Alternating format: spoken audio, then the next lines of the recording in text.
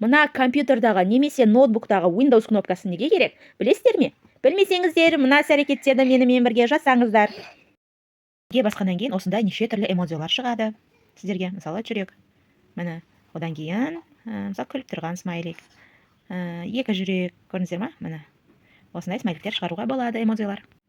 Одан кейін біз Windows пен ағылшын тілінде аш әрпін бассақ, мына жақта запись шығады. Дауыстарыңызды жазып, неше түрлі сөздерді жазуға болады экранға.